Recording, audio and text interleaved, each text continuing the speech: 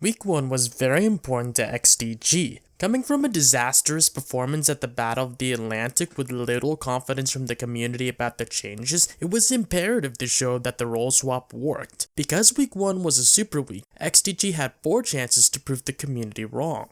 Game 1 was against newly qualified Evil Geniuses. This was a perfect opening game for XDG. Zuna had a great showing. His Olaf was quite impressive and he was able to stop Pobelter's Kassadin from scaling into the late game. Both he and Xmithy did not die. Some of this game can also be attributed to champion select. Evil Genius's team composition was loaded with assassins. If they don't get going in the early game, there is no hope for them to scale into the late game.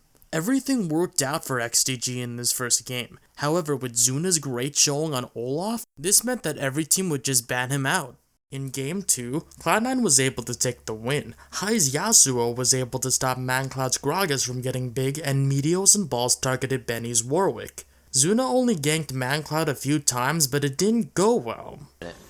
Not ManCloud. Oh, I was going to say it's ManCloud playing a little passive, but ManCloud now being ManCloud, it goes in for a flash body slam, but neither team really wanted any of it.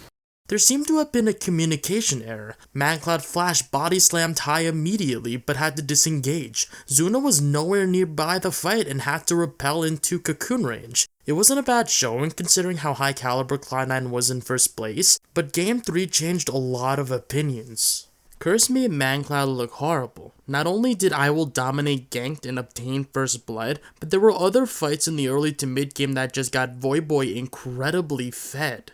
Unfortunate for Quas. Oh my gosh, Voyboy going in on ManCloud. That is a scenario of a long-time champion being played new. There's the assault and battery coming in. The Vault Breaker can still pop him up, but wow, Voyboy is just getting fed right now, and they are giving him the kills on a silver platter. Voyboy, this is the solo kill. Yes, wind wall, not going to do that much because and the flash. He keeps on getting over. And that ward was his first already ward. prepped there. There was nowhere for Mantor Cloud to go, and Voyboy just chased him down. Bloodwater and Xmithy were constantly caught up by Dominate's Pantheon and the game snowballed in Curse's favor. Voyboy ended the game with 11 kills and 3 deaths, while ManCloud ended the game with 1 kill and 10 deaths. The last game of Week 1 was against Coast. Zion Spartan carried the team to victory. It was a slow burn starting with Zion Spartan's Yasuo obtaining first blood after a 1v1 against Xmithy.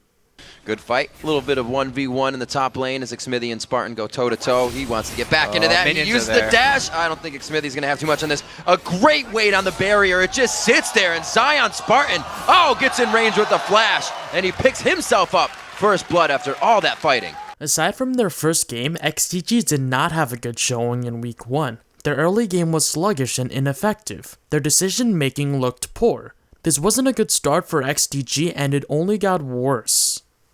Positioning and communication errors plagued XDG in Week 2, losing to Evil Geniuses and Dignitas.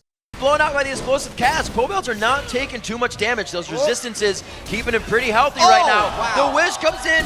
Can they go for the kill? It's going to be one more hit. He gets the barrel. They may not stop. Zuna gets hit with another cleaver. Snoopy has the aggro, but they say no. It's on the other side, and they know it, Kobe. Yeah, this is a really sticky situation for Dignitas because they've put themselves here. They have to do something. Oh, he got Crumbs gets it. They try to get the re-steal, and it doesn't work. It is going to be Benny coming down the backside. It's an all-out face-to-face brawl. Zuna's going to be taken down in the end. We see Benny go down first. Skara has that impact power with his items finally built. A flash over the wall for Xmithy. The zap slows him. They're going to have the vision. The dash forward from Cruiser, and he picks himself up the first kill of the game. In Week 3, the team had another much more horrifying loss against TSM. In this game, nothing interesting happened until 13 minutes into the match where Zuna gives first blood, in what looked like a communication error or as Jad called it, a foolish mistake. By TSM, just look at this. The team is not in position, Jinx and Nidalee are way up top. They are easily just able to burst him down. He has no tank stats on Kha'Zix. It is killed before the Channel goes in, which makes it even more of a disaster. And then the team scatters. So it's a good play by TSM to capitalize on that, but a foolish play by XDG to be in that position in the first place. However, XDG finished the week with one good game against CLG. Both teams kept the scoreboard and the goal lead very close to each other. The game ended with ManCloud being able to still lead Link's jungle Gragas that ultimately won them the last team fight. And ManCloud ManCloud coming from the side. Doublelift is forced to flash away. He is in a safe spot though. DPSing from the outside, but it's like he's hitting a brick wall with Benny. Afro move very low, the chain locks him down. Double kill for ManCloud. A game where he's finally coming out for his team, and it is paying off as Smithy comes up with another kill. 8-1 and 8. XDG's next win would be against Team Dignitas in Week 4. Zuna was able to obtain Olaf, a champion that always gets banned against him. He wasn't nearly effective this time. Dignitas obtained first blood, and Zuna's ganks weren't great either. It looks to get down to 150 on Cruiser. The reckless swing could have it. Oh, he flashes on him to get the immediate stun. They could have enough damage. One slice, then the dice. Oh, they're cooking up dinner tonight. However, in usual Dig fashion, a Baron ended up giving XDG the victory. Baron looking a little low here. They do want to abort Kobe. They're going on to Bloodwater. Zuna comes up from the backside. That's some low HP bars on Dig. Does XDG have the focus to pull this fight in their favor? Cruiser goes down immediately. Smithy's big there with a double kill. Cutie Pie. Dig, why did you go for Baron? Calling to the face. Ouch. Wow. Soon after, XDG lost against Cloud9 and lost both games in Week 5 against Coast and Team Curse. The team ended Week 5 in last place, with 3 wins and 9 losses. With only 3 interviews XDG had with the LCS desk, they obviously had to address a lot of criticism. First, XDG acknowledged that the role swap weakened their early game. A lot of critics out there talking about your role swap. I kind of just want to give you a chance to maybe speak to how the role swap has been going and why you think it's a good idea. Well, mostly our biggest problem during last split is that when it got to mid-late game, we just could not end the game. Right. So we decided to role swap so we could actually end the game mid to late game, which has been playing out. But the problem is, though, even though we could improve in that one area, when we first started playing together, our weakest was our early game, and now we've been lacking on that. And then a new meta came in, so we're thinking about what heroes we like to play, or champions, my bad.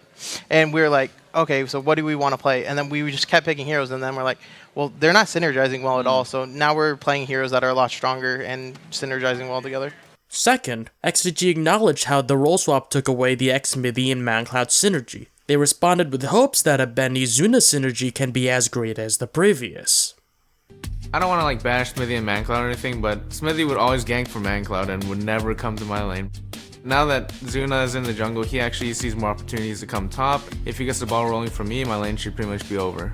I should be able to carry the game. Third, as the spring split went along and the team was in the bottom 2, XDG blamed their failing performance, including ManCloud's, on the meta shift from Season 3 to Season 4.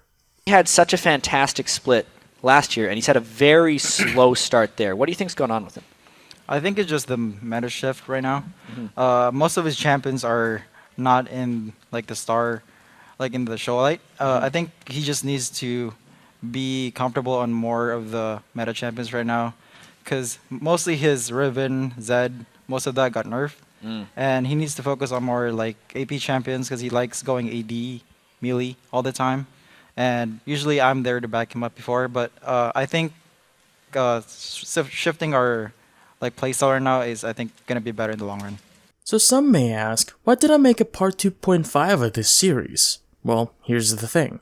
After Week 5, XDG took a nosedive into 3 consecutive PR nightmares in the same week, and it came with serious implications, both affecting the team and management. February 18, 2014, Bloodwater left the team with reasons that contradicted official statements by himself and management. Not only that, February 21st, 2014, a periodical published by esports journalist Richard Lewis exposes XDG management and the reason why the split is going so badly for the team, with claims of confirmed nepotism, player coercion, and a coach with too much powers in his hands. Due to the contradictions of both sides of each story, and Richard Lewis's use of anonymous sources in his periodical, I decided to verify all these facts myself. In Part 3, I sit down with Zachary ManCloud Hosher to tell the behind-the-scenes story of what really happened in the XDG house. Can you tell me what the atmosphere was like during this losing streak? And this is talking about before Bloodwater was benched from the team. So one thing I want to make clear is that when a team is losing constantly and they don't have the support staff to really identify the problems and know exactly what to do step by step to fix it, the team atmosphere gets like really bad. There's like a really just sunken feeling among everybody, and they don't know if it's like their fault, if it's like one particular player's fault, if it's we just suck as a team. There's so many factors, and I think we definitely did not have the people to help us get out of that rut, if that makes sense. You'd say it was a lack of support staff that hindered XDG's play in the spring split. Mm-hmm. Like sometimes there were even points where I felt like the staff were like negative. They actually made it worse. So yeah.